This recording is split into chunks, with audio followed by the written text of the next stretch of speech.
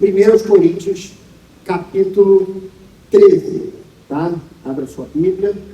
Por isso eu estou enrolando aqui para abrir o texto.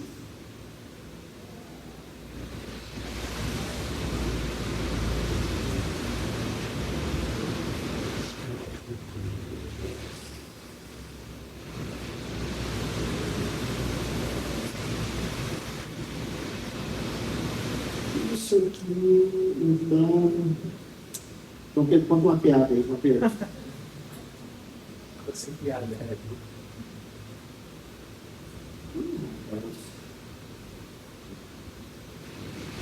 Muito bom.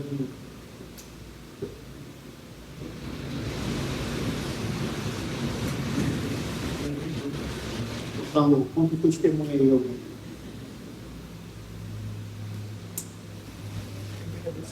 Não, é você, irmão. É o esposo do seu irmão. Eu esqueci desse pode. Muito bem, vamos lá, diante da igreja. Esse livro que eu estou pagando. Vai botar na internet? Botar, né? Fazer um corte só dessa parte. Só dessa parte aqui.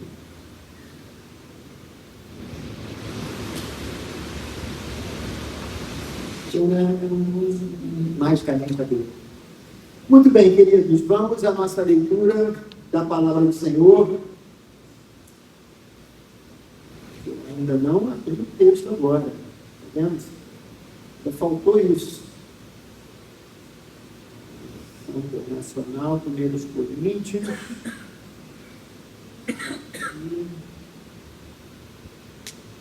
Capítulo 13. Muito bem. Bom dia. Vou começar a partir de agora. Muito bem, queridos.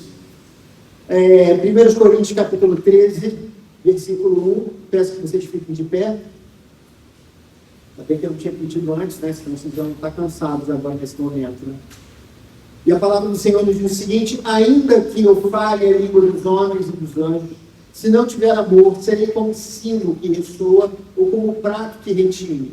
Ainda que eu tenha o dom de profecia e saiba todos os mistérios e todo o conhecimento e tenha uma fé capaz de mover montanhas, se não tiver amor, nada serei.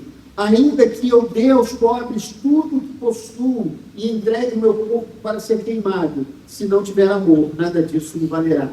O amor é paciente, o amor é bondoso. Não inveja, não se vangloria, não se orgulha, não maltrata, não procura seus interesses, não se ira facilmente, não guarda rancor. O amor não se alegra com a injustiça, mas se alegra com a verdade. Tudo sofre, tudo crê, tudo espera, tudo suporta. O amor nunca perece, mas as profecias desaparecerão, as línguas cessarão, o conhecimento passará. Pois em parte conhecemos e em parte profetizamos. Quando, porém, vier o que é perfeito, o que é imperfeito desaparecerá. Quando eu era menino, falava como menino, pensava como menino e raciocinava como menino. Quando me tornei homem, deixei para trás as coisas de menino. Agora, pois, vemos apenas um reflexo obscuro como em espelho. Mas então veremos face a face. Agora conheço em parte, então conhecerei plenamente, da mesma forma que sou plenamente conhecido. Assim, permanecem agora estes três: a fé, a esperança e o amor. O maior deles, porém, é o amor. Amém. Vamos orar. Senhor, nós, nesse momento, rogamos a Ti que Teu Espírito Santo possa falar nos nossos corações através dessa palavra que será ministrada. Nós cremos que Tu tens algo para nós, para as nossas vidas, que esse momento no qual nós estamos aqui não é, Senhor, um acidente de percurso, mas o Senhor separou esse tempo para nos falar algo fundamental e necessário em nossas vidas. Que assim seja, que essa palavra venha marcar as nossas vidas para sempre. Em nome de Jesus. Amém. E amém. Muito bem, os irmãos podem se assentar. Olha que interessante. Aqui, abrimos.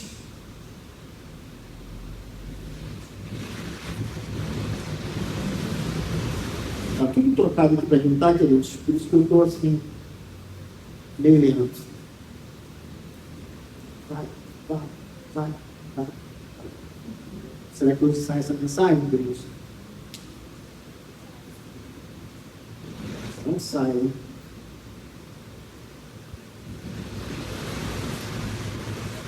Ok, vamos lá. Vamos do jeito que dá. Queridos, eu tive muitas experiências, né, na minha carreira como músico. Né? Eu, sim, conheci muitos e muitos lugares, né? Não só no Brasil, mas também no exterior. E um dos lugares que eu mais assim, fiquei, digamos assim, impressionado foi quando eu cheguei em Manaus pela primeira vez. E eu ali descendo de avião, de repente, olhei para aquele rio chamado Rio Amazonas. E, queridos, assim, eu fiquei assustado com o que eu estava vendo, porque eu já tinha ouvido falar do rio, já estudei sobre o Rio Amazonas, né? Ele e o Rio Nilo são os dois maiores rios do mundo, né? Então, eles são uma enormidade. E a verdade é que nós temos rios aqui, mas os nossos rios não se comparam com a grandeza do Rio Amazonas. E eu fiquei impressionado quando eu vi, porque eu esperava ver um rio, e não foi isso que eu vi, queridos. Na verdade, eu tive a impressão de estar vendo o próprio mar, já que da onde eu estava, eu não conseguia ver, né, a posição que o avião estava, eu não conseguia ver a outra margem do rio. Eu realmente tive a impressão de que eu estava voando ali sobre o mar, e aquilo foi algo realmente muito surpreendente, né? Eu, honestamente, não sabia que poderia existir no mundo um rio tão grande quanto o Rio Amazonas, né? Porque eu, como eu falei, eu já havia estudado sobre o rio, eu já tinha visto fotos do rio, eu já tinha visto documentários a respeito do rio, mas nada se comparou a eu olhar diretamente para aquele gigante que estava diante dos meus olhos, e realmente foi algo impressionante. Uma coisa é saber sobre o Rio Amazonas, outra coisa é estar diante dele, é sentir o cheiro, é ouvir o som, é testemunhar a sua grandeza. Muitas vezes, queridos, nós achamos que conhecemos alguma coisa sobre algo porque nós nos informamos sobre ela, né? E isso também não é diferente com relação a Deus. Há muitos que entendem um conceito de Deus, mas nem todos conhecem Deus pessoalmente. Eu posso conhecer a Bíblia, né, de Gênesis a Apocalipse. Eu posso conhecer toda a história do Antigo Testamento e do Novo Testamento. Eu posso conhecer as principais doutrinas das Escrituras, todas as palavras de Jesus de cor, recitar salmos e os profetas, e tudo sem experimentar a verdadeira conversão. Os fariseus, na época do Novo Testamento, eles conheciam a Deus, mas eles não se relacionavam com Deus. E esse é um desafio constante no qual nós somos alertados nas Escrituras. E a igreja de Corinto, irmãos, ela se encaixava perfeitamente nesse quesito, né? Paulo, quando ele foi escrever essa carta, a sua motivação não era, por exemplo, por conta de heresias que estavam rondando a igreja, conforme a gente vê na carta de Gálatas, ou também não era por uma lacuna na doutrina, como nós vimos na carta aos Romanos. Havia um conflito entre o pensar e o viver o evangelho naquela igreja, o que motivou o apóstolo a escrever essa epístola, né? E nessa carta, o que a gente percebe dela é que Paulo, ele estava em Éfeso quando ele recebeu uma comitiva de irmãos que vieram ali de Corinto para dizer algumas coisas que estavam acontecendo na igreja. Eles precisavam de um apoio pastoral do apóstolo Paulo. Naquela época não era como hoje. Hoje a gente manda, né, uma mensagem do WhatsApp né, grava um sermão no YouTube, um texto, alguma coisa, e manda para alguém. Naquela época eram por cartas, né? Então imagina quanto tempo não se levava. Então aquela carta saiu de Corinto com várias questões que eram necessárias para o apóstolo Paulo resolver. E Paulo, a partir de então, ele soube de várias questões, vários problemas que essa igreja estava passando. E, queridos, nós podemos listar pelo menos 8 problemas que essa igreja vivia, conforme nós lemos nesses últimos tempos aqui na nossa leitura bíblica devocional. Então, dentre esses problemas, por exemplo, havia a divisão entre eles, né? Eles eram aquela igreja do eu sou de Paulo, sou de Apolo, sou de Cefas, né? Havia também a questão da arrogância intelectual, porque eles se achavam superiores até mesmo aos apóstolos, né? Havia também o problema da imoralidade familiar, quando uma determinada pessoa tinha um problema, havia um problema de incesto lá numa família. Havia também, queridos, o problema da briga entre os irmãos, quando eles eram levados aos tribunais, né? Havia o problema da imoralidade sexual relacionada aos cultos pagãos. Havia o problema das comidas sacrificadas, né? Conforme nós lemos também nos últimos capítulos, que as pessoas participavam da mesa dos ídolos e da mesa do Senhor ao mesmo tempo, sem discernir o corpo de Cristo, né? E como se não bastasse, havia também problema na Santa Ceia, porque muitos irmãos comiam, né, na frente dos outros e não deixava sobrar comida e tal, ficava aquela disputa, né? E, por último, havia também a discussão sobre os dons espirituais, quais seriam os dons espirituais mais importantes e quem era, né, aquele que detinha o melhor dom espiritual. Aquela igreja, queridos, era uma igreja intelectualmente arrogante, e ela era um espelho cultural da cidade, que a cidade também era dessa forma. Eles se achavam herdeiros dos grandes filósofos, né, da antiguidade, e por isso havia essa arrogância. Sendo assim, Paulo, queridos, ele refuta intelectualmente cada um desses argumentos, né? Cada objeção do apóstolo, ela é bem fundamentada e cercada por argumentos válidos. No entanto, esse não é o remédio para essa igreja. Argumentos supostamente lógicos levaram a igreja a ser o que era, ou seja, uma igreja problemática, né? No início da carta, Paulo diz o seguinte, no capítulo 1, versículo 4 e 5, ele fala: sempre dou graças a meu Deus por vocês, por causa da graça que lhes foi dada por Ele em Cristo Jesus, pois nele vocês foram enriquecidos em tudo, em toda palavra e em todo conhecimento. Paulo diz que esses irmãos tinham sim o conhecimento. Paulo não negava que esse conhecimento deles era uma virtude. Não os achava incultos, né, ou desprovidos do saber. Pelo contrário, Paulo, ele dá graças a Deus, porque eles eram enriquecidos na palavra e no conhecimento.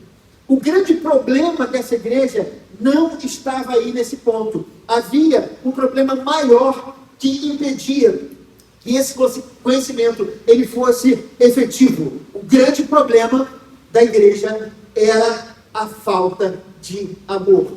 Essa igreja, ela não amava Deus como deveria. Essa igreja não amava o próximo como deveria. Ela estava mais preocupada na aquisição de conhecimento, né, de quem eram os mais sábios, ou quem tinha o maior dom, ou quem tinha a maior autoridade, ou quem tinha a maior liberdade em Cristo, né, e ninguém desejava imitar a humildade do apóstolo, ou ninguém desejava imitar o amor sacrificial de Jesus Cristo. Então, como diz Paulo no capítulo 11, versículo 1, tornem-se meus imitadores, como eu sou de Cristo. É por isso que ele emite essa frase para os irmãos. Esse poema, queridos, do capítulo 13, que nós achamos tão bonito, é, na verdade, um remédio amargo para aquela igreja criadora de caso e problemática. Eles tentavam resolver seus problemas pela razão, mas não a razão transformada pelo Evangelho de Jesus Cristo, aquela que o próprio apóstolo nos diz na outra carta aos Romanos 12:2, quando ele diz: não se amoldem ao padrão deste mundo, mas transformem-se pela renovação de sua mente, para que sejam capazes de experimentar e comprovar a boa, agradável e perfeita vontade de Deus. Mas sim, queridos, a razão segundo o mundo era essa razão comprometida pelo pecado que eles queriam exercer em suas vidas, na vida cotidiana da igreja. Assim, Paulo, com esse texto, queridos, quando ele escreve essa carta, quando ele escreve esse poema do capítulo 13, que nós conhecemos bem, ele nos ensina 3 coisas importantes que nós vamos tratar nessa manhã. A primeira delas é que o amor é requisito para uma verdadeira espiritualidade. Veja o que há de interessante no versículo 1 ao 3. Ele diz: ainda que eu fale as línguas dos homens e dos anjos, se não tiver amor, serei como sino que ressoa. Depois ele diz: ainda que eu tenha um dom de profecia e saiba todos os mistérios e todo o conhecimento e tenha uma fé capaz de remover montanhas, mas não tiver amor, nada serei. Ainda que eu dê aos pobres tudo o que possuo e entregue o meu corpo para ser queimado, mas não tiver amor, nada disso me valerá. O que Paulo está dizendo aqui, queridos, é que Deus, ele não se impressiona com os nossos atos heróicos. E um exemplo disso a gente vê no Evangelho de Marcos, capítulo 12, versículo 41 ao 44. Preste atenção nessa leitura. Jesus sentou-se em frente do lugar onde eram colocadas as contribuições e observava a multidão colocando dinheiro nas caixas de ofertas. Muitos ricos lançavam ali grandes quantias. Então, uma viúva pobre chegou-se e colocou 2 pequeninas moedas de cobre de muito pouco valor. Chamando assim os seus discípulos, Jesus declarou: afirmo-lhes que essa viúva pobre colocou na caixa de ofertas mais do que todos os outros. Todos deram o que sobrava, mas ela, da sua pobreza, deu tudo o que possuía para viver. Queridos, para Jesus, as 2 moedas da viúva pobre tinham mais valor do que os altos valores ofertados pelos ricos. Essa passagem, queridos, ela nos ensina que o que conta é o que você faz por amor a Deus. Não é o tamanho ou a beleza da sua obra. No capítulo 3 dessa carta aos Coríntios, Paulo, ele fala que as nossas obras, elas serão provadas pelo fogo. Tudo que nós fizermos será analisado por Deus e nem toda obra humana receberá, irmãos, aprovação. Sermões, músicas, ministérios, muitas coisas grandes que nós vemos hoje em dia, aprovadas pelos homens, não vão ser aprovadas por Deus por conta da motivação de seus corações. E nós, João Pedro, como pastores, nós precisamos saber o que nos motiva, por exemplo, a estarmos nessa posição que nós estamos. É por algum tipo de status social, por sermos líderes religiosos, né? Ou por recebermos as nossas compras, ou algum tipo de vantagem diversa que a gente possa ter, ou é o que se fazemos a obra porque fomos chamados por Deus para cuidar das pessoas. Somente, irmãos, as obras motivadas pelo amor serão aprovadas. Deus julgará a motivação do coração de cada pessoa.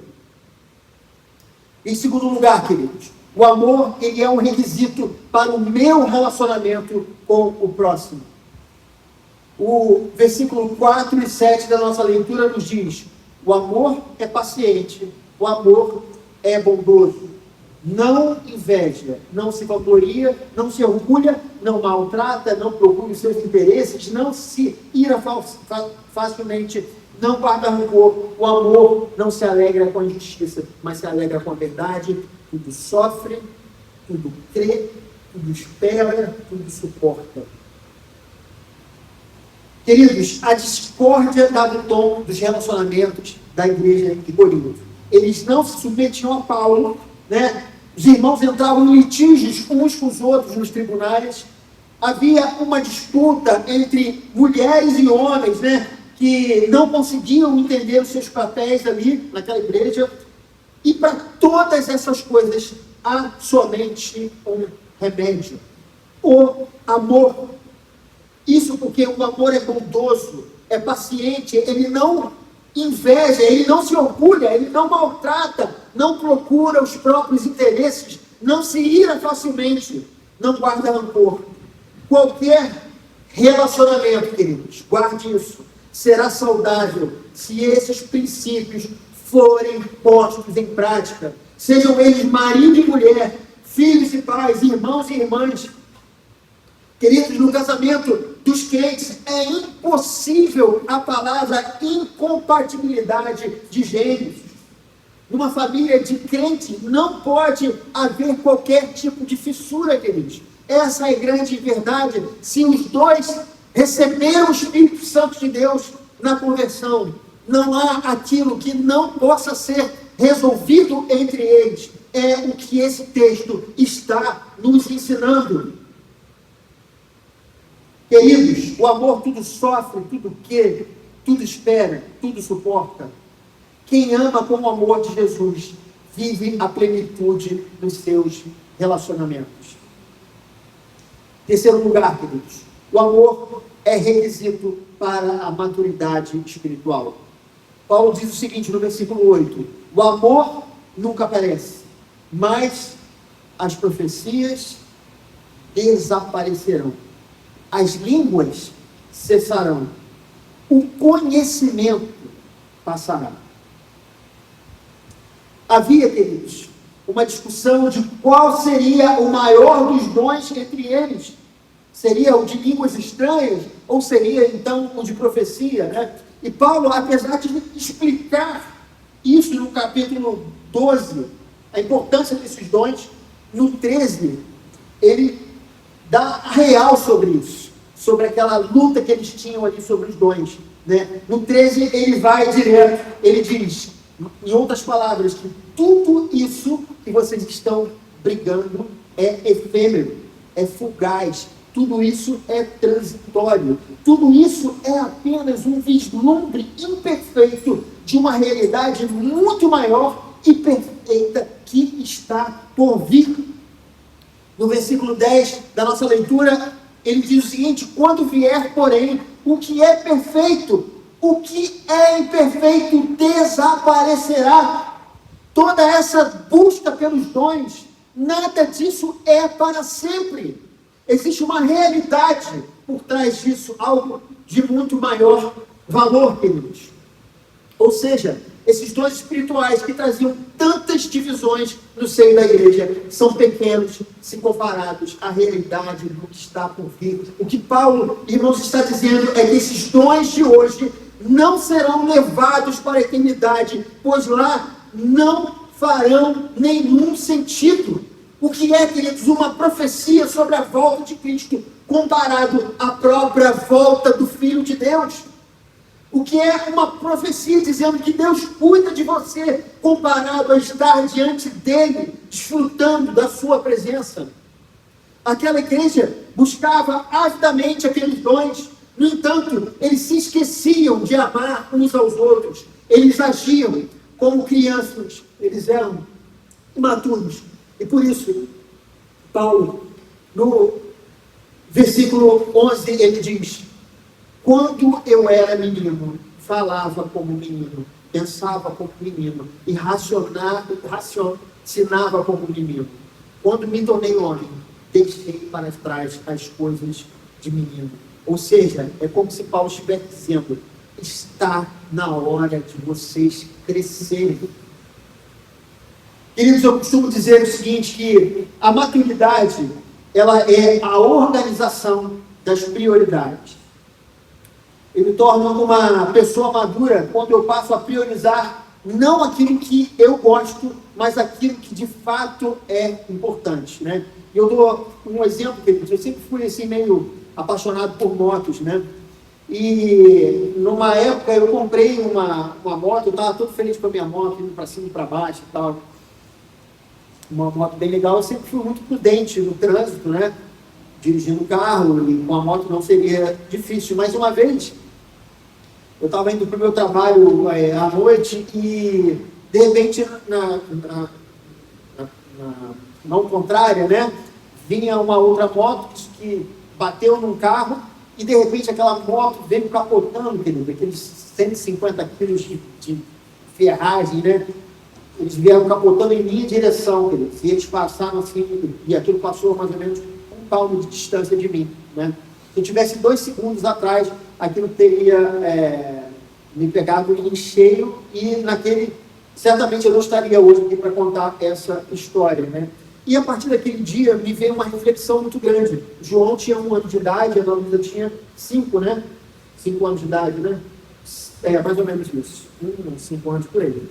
E naquele dia me veio uma reflexão que se eu falecesse ali, naquele acidente, os meus filhos ficariam prejudicados, porque eles não teriam o apoio que precisavam do pai deles, né, para que eles pudessem crescer.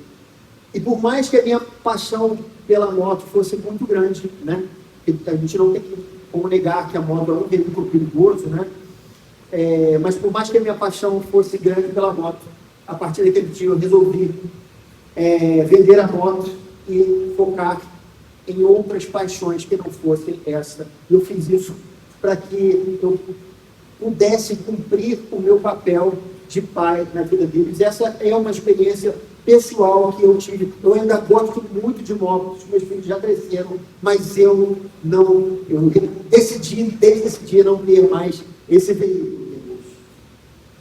Então, a questão, queridos, é que o amor, ele me ajuda a tomar as melhores decisões, a organizar as verdadeiras prioridades da minha vida. Me faz pensar menos em mim e mais naqueles que me sinto responsável. Mas é importante lembrar, queridos, que o amor que eu falo não é um sentimento, ele é um verbo, ele é uma escolha. A nossa sociedade, ela, de alguma maneira, tem entendido o amor de modo equivocado. A gente vê, por exemplo, as novelas, os livros, as séries, eles querem nos catequizar dizendo que o amor, ele é um sentimento, e na verdade não é isso. O amor, ele é uma escolha, ele é um verbo, ele é uma decisão. O amor que eu cito aqui nessa mensagem é o amor que Jesus Cristo nos ensina, e é o nosso, e deve ser o nosso padrão. Ele, o Filho de Deus, estava na eternidade, foi afrontado pelas suas criaturas, no entanto, porque Ele nos ama, Ele decidiu se tornar como um de nós, viveu entre nós. Na cruz, Jesus tomou um lugar que era nosso, que era o amor sacrificial. Ele suportou a nossa dor para que nós não precisássemos suportá-la pela eternidade. Esse é o verdadeiro amor, o amor que ama sem esperar nada em troca. E a pergunta que eu te faço: você consegue amar dessa maneira? Se não consegue, peça a Deus que lhe dê esse amor. Queridos, eu gostaria de concluir essa mensagem. Paulo, no versículo 13, ele nos diz o seguinte: assim permanecem agora estes 3, a fé, a esperança e o amor. O maior deles, porém, é o amor. O que, na verdade, o apóstolo Paulo quis dizer com que essas virtudes, elas permanecem. O que ele quer dizer, queridos, é que de tudo o que a igreja de Corinto deseja, o conhecimento, a sabedoria, os dons de línguas, os dons de profecias, somente esses 3 são de fato aquilo, as virtudes que deveriam ser buscadas por aqueles irmãos. Não a profecia, e não que isso não seja importante, não o dom de línguas, e não que isso não seja importante, Mas aquela busca deles deveria ser, de fato, empenhada nessas três virtudes: a fé, a esperança e o amor. No entanto, queridos, o amor, o próprio apóstolo diz que é o maior deles. E por que o apóstolo fala que o amor é o maior das três virtudes? Afinal, a fé não é necessária para crermos que Jesus é o nosso único e suficiente Salvador. Nós não precisamos de línguas ou de profecias para isso. A fé, ela é suficiente. Mas o amor é maior do que a fé. A esperança também não é algo fundamental que para crermos que Jesus é o nosso único e suficiente Salvador. Eu não preciso de línguas, eu não preciso de profecias, mas eu preciso sim dessa esperança para crer, para continuar me empenhando em continuar nessa jornada até Jesus Cristo. Mas ainda assim, o amor é superior a essas duas. E por que o amor seria a maior dessas virtudes? A resposta, queridos, está no versículo 8. O amor nunca perece. Um dia, queridos, nós não precisaremos mais da fé, pois nós estaremos livres do pecado para sempre. Um dia não precisaremos da esperança, pois estaremos face a face com Ele, ressuscitados com os nossos corpos glorificados. No entanto, o amor, queridos, essa virtude que nós desfrutamos hoje, ela não se acabará durante toda a eternidade. O que desfrutaremos da sua presença para sempre em amor. Hoje, nós podemos provar o amor de Deus, o mesmo amor que desfrutaremos na eternidade, um amor que não tem fim. O Deus que ama você continuará te amando para sempre. E da mesma forma, queridos, o amor que você desfrutará na eternidade com seus irmãos é o mesmo que você pode desfrutar hoje na sua família, na sua igreja, no seu círculo de relacionamentos. Ainda que não vivamos a plenitude desse amor, porque ele só vai estar completo na nossa redenção. Mas podemos experimentá-lo já, pois o Espírito Santo nos dá a condição de amar. As palavras que o fecho esse sermão não são minhas, não são do apóstolo Paulo, mas são do apóstolo João, na sua primeira epístola, capítulo 4, ele diz, presta atenção: amados, amemo-nos uns aos outros, pois o amor procede de Deus. Aquele que ama é nascido de Deus e conhece a Deus. Quem não ama, não conhece a Deus, porque Deus é amor. Foi assim que Deus manifestou o seu amor entre nós, enviou o seu Filho unigênito ao mundo para que pudéssemos viver por meio dele. Nisso consiste o amor, não em que nós tenhamos amado a Deus, mas em que Ele nos amou e enviou o seu Filho como propiciação pelos nossos pecados. Amados, visto que Deus assim nos amou, nós também devemos amar-nos uns aos outros. Abra o seu coração e permita que o Espírito Santo te ensine a amar com o amor de Jesus. Em nome de Jesus. Amém. Vamos de pé nesse momento.